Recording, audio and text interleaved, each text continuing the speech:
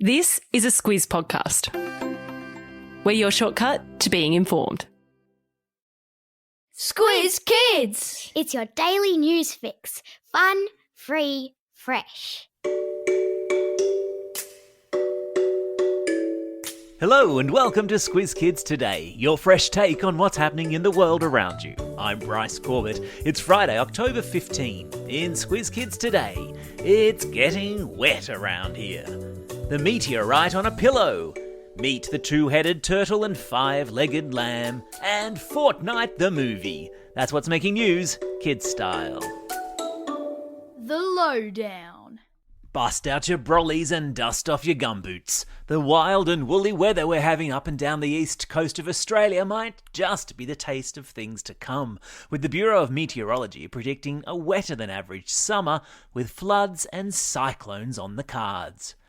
Rain and hailstorms battered pretty much every eastern state of Australia yesterday, from Tasmania in the south to Queensland in the north. Sydney copped a shellacking yesterday afternoon, with hail falling in large parts of the city, a tornado warning issued, and part of a shopping centre roof collapsing under the deluge. While Brisbane woke to pelting rains yesterday, while up on the Darling Downs, they ended the day under the threat of giant hailstones. And according to the Bureau of Meteorology, which is the clever bunch of scientists whose job it is to predict the weather, it's all a taste of what's to come. No fewer than 11 tropical cyclones are predicted to form in waters off Australia this summer, with at least 4 crossing the coast. And rainfall over the summer, especially in the north and the east of the country, is expected to be higher than average. Good time to be a duck, I reckon.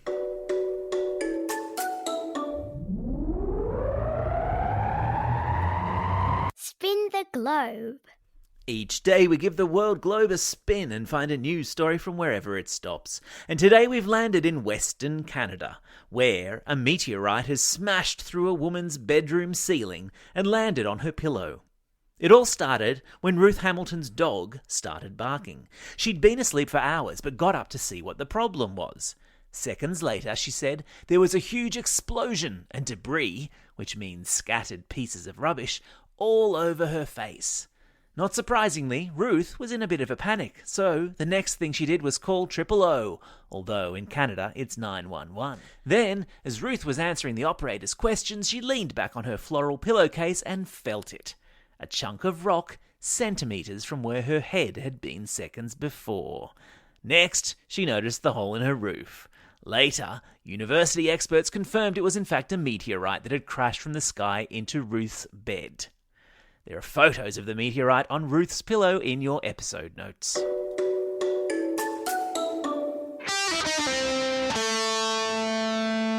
Pop Culture Corner. Fortnite fans, your prayers have been answered. If you've ever thought you'd love to see the Fortnite universe up on the big screen, you may be in luck. Reports in the gaming media suggest that Epic Games, creators of Fortnite, are thinking about making their world-conquering game into a movie. And if it comes to pass, it could have a very definite Star Wars feel to it.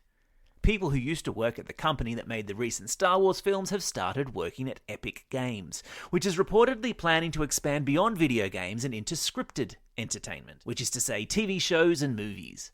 It wouldn't be the first time a video game has been made into a movie, mind you. Pac-Man has had his own movie, and Super Mario Bros. And Sonic the Hedgehog have both had their own films. And for the older members of the Squiz Kids audience, who could forget Angelina Jolie in Tomb Raider? Animal Kingdom.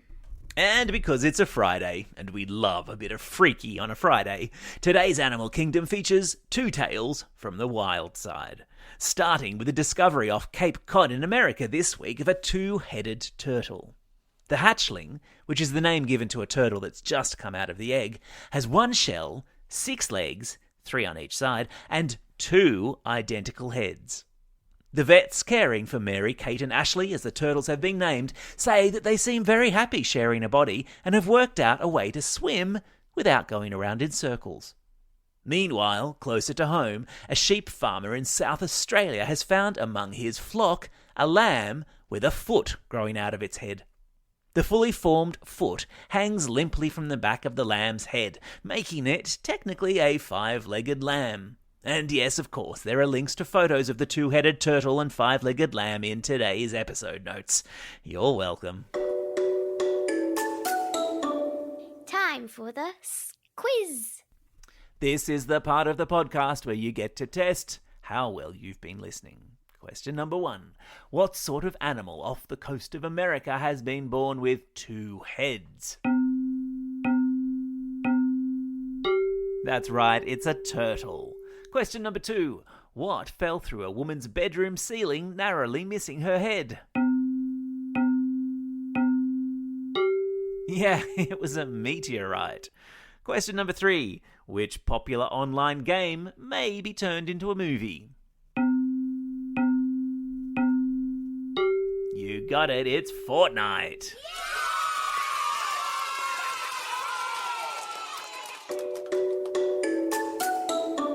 Shout-outs. It's October 15, Global Hand Washing Day. So, make sure you give your mitts an extra lather of soap and an extra long session under the tap today. It's also a Friday, and you know what that means. An extra long birthday shout-out segment, for which we're going to roll out the old birthday reggae tune. Hit it. And it's a happy birthday today to Haisam from Perth, Peyton from Walpole, Riley from Oran Park, Holly from Sunshine Beach, Hudson from Brisbane, Josh from Parkside, Caitlin from Greystanes, Grace from Rose Bay, and Jed from Albany Hills.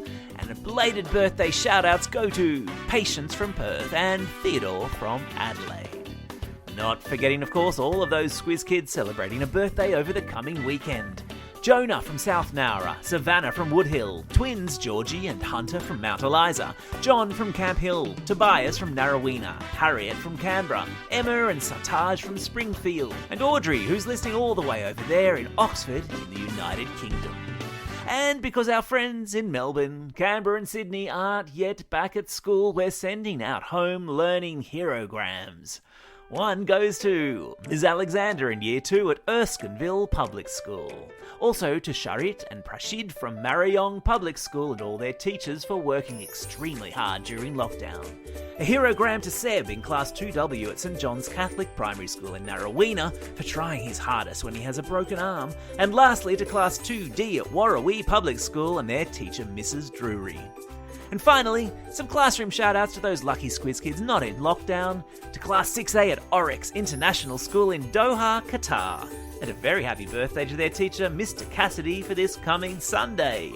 Also, a shout-out to all the students at the Rock Central School in regional New South Wales. Don't forget, if you've got a birthday coming up and you want a shout-out, or if you're after a classroom shout-out or you'd like to send a home learning herogram, drop us a line at squizkids@thesquiz.com.au. Well, that's all we have time for. Thanks for listening to Squiz Kids today. We'll be back again on Monday. In the meantime, get out there and have a most excellent weekend. Over and out.